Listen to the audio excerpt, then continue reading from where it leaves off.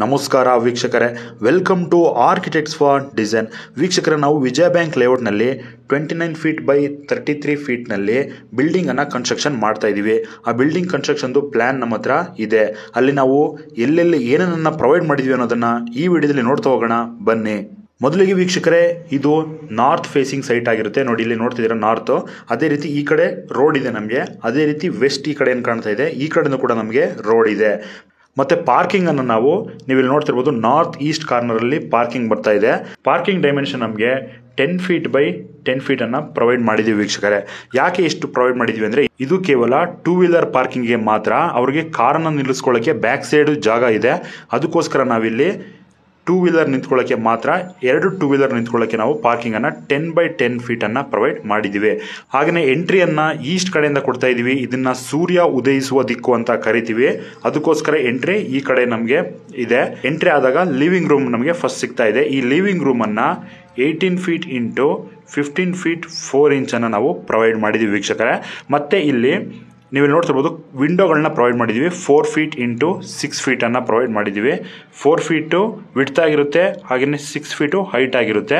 ಅದೇ ರೀತಿ ಈ ಸೈಡು ಕೂಡ 4 ಫೀಟ್ ವಿಡ್ತ್ ಪ್ರೊವೈಡ್ ಮಾಡಿದ್ದೀವಿ, 6 ಫೀಟ್ ಹೈಟನ್ನು ಪ್ರೊವೈಡ್ ಮಾಡಿದ್ದೀವಿ.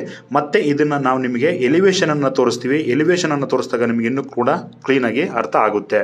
ನೆಕ್ಸ್ಟ್ ಇವಾಗ ಇಲ್ಲಿ ನಾವು ಪೂಜಾ ರೂಮನ್ನು ಪ್ರೊವೈಡ್ ಮಾಡಿದ್ದೀವಿ. ಪೂಜಾ ರೂಮನ್ನು ನಾವು 4 ಫೀಟ್ ಇಂಟು 3 ಫೀಟನ್ನು ಪ್ರೊವೈಡ್ ಮಾಡಿದ್ದೀವಿ. ಕ್ಲೈಂಟು ಕೂಡ ಚಿಕ್ಕದೇ ಸಾಕು ಅಂತ ಹೇಳಿದ್ರು.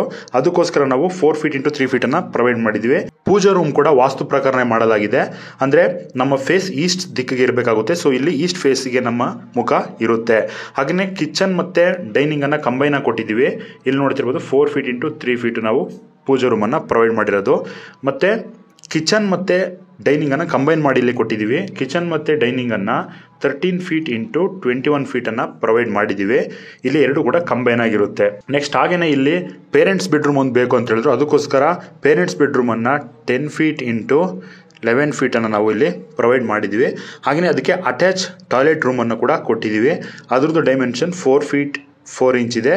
ಹಾಗೆಯೇ 7 ಫೀಟ್ 8 ಇಂಚು ಅದಕ್ಕೆ ಕೊಟ್ಟಿದ್ದೀವಿ.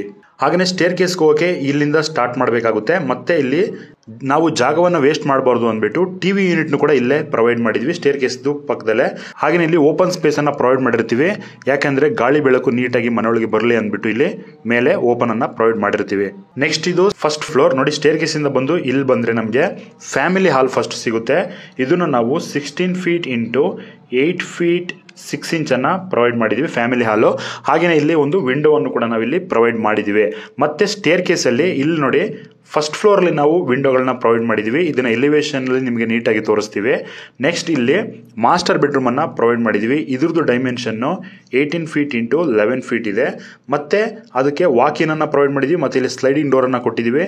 ಮತ್ತು ಅಟ್ಯಾಚ್ಡ್ ಟಾಯ್ಲೆಟ್ ರೂಮನ್ನು ಕೂಡ ಕೊಟ್ಟಿದ್ದೀವಿ. ಅಟ್ಯಾಚ್ಡ್ ಟಾಯ್ಲೆಟ್ ರೂಮ್ದು 9 ಫೀಟ್ 8 ಇಂಚ್ ಇಂಟು 5 ಫೀಟ್ 2 ಇಂಚನ್ನು ಪ್ರೊವೈಡ್ ಮಾಡಿದ್ದೀವಿ.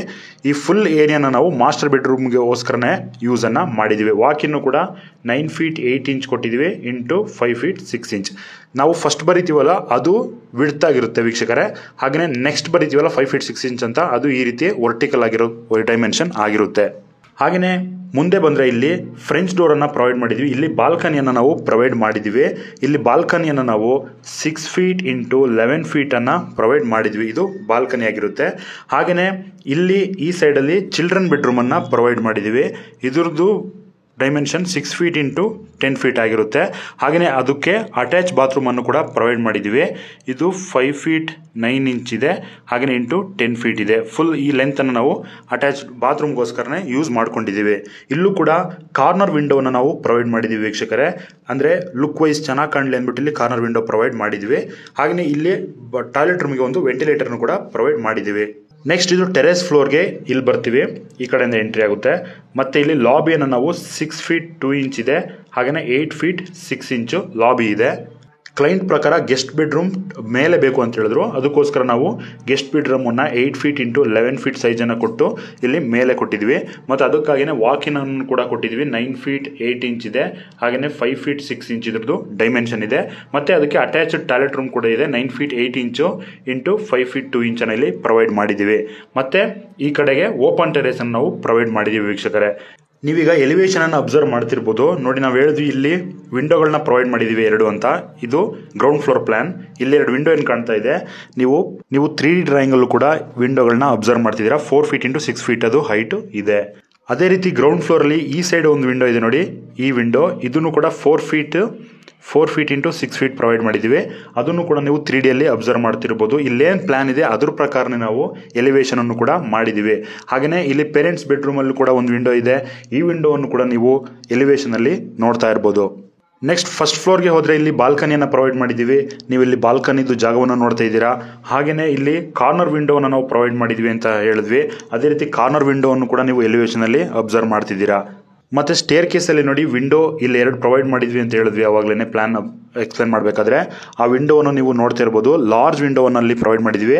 ಅದು ಕೂಡ ಗಾಳಿ ಬೆಳಕು ಚೆನ್ನಾಗಿ ಬರಲಿ ಅಂತ ಕಾರಣಕ್ಕೋಸ್ಕರ ಅಷ್ಟು ದೊಡ್ಡ ವಿಂಡೋಗಳನ್ನ ನಾವಿಲ್ಲಿ ಪ್ರೊವೈಡ್ ಮಾಡಿರ್ತಕ್ಕಂಥದ್ದು. ಹಾಗೆಯೇ ಇಲ್ಲಿ ಮಾಸ್ಟರ್ ಬೆಡ್ರೂಮ್ ಕಡೆನೂ ಒಂದು ವಿಂಡೋ ಇದೆ. ಅದು ಕೂಡ ನೀವು ಎಲಿವೇಶನ್ ಅಲ್ಲಿ ಅಬ್ಸರ್ವ್ ಮಾಡ್ತಿದ್ದೀರಾ. ಇನ್ನು ಟೆರೆಸ್ಗೆ ಹೋದರೆ ಎಲಿವೇಶನ್ ಅಲ್ಲಿ ಲುಕ್ ವೈಸ್ ಚೆನ್ನಾಗಿ ಕಾಣಲಿ ಅಂದ್ಬಿಟ್ಟು ಪ್ರಾಜೆಕ್ಟ್ ಅನ್ನ ಮಾಡ್ಕೊಂಡಿದ್ವಿ. ಇದು ಟೆರೆಸ್ ಫ್ಲೋರ್ದು ಪ್ಲಾನ್. ಮತ್ತೆ ನೀವು ಎಲಿವೇಶನ್ ಅನ್ನು ಕೂಡ ಅಬ್ಸರ್ವ್ ಮಾಡ್ತಿದ್ದೀರಾ. ಇದು ಫ್ರಂಟ್ಗೆ ಪ್ರಾಜೆಕ್ಟ್ ಆಗಿರ್ತಕ್ಕಂಥದ್ದು. ಲುಕ್ ವೈಸ್ ಚೆನ್ನಾಗಿ ಕಾಣಲಿ ಅಂದ್ಬಿಟ್ಟು ಆ ಥರ ಪ್ರೊವೈಡ್ ಮಾಡಿದ್ದೀವಿ. ಇದಿಷ್ಟು ಫ್ಲೋರ್ ಪ್ಲಾನ್ ಬಗೆಗಿನ ಮಾಹಿತಿ ವೀಕ್ಷಕರೇ.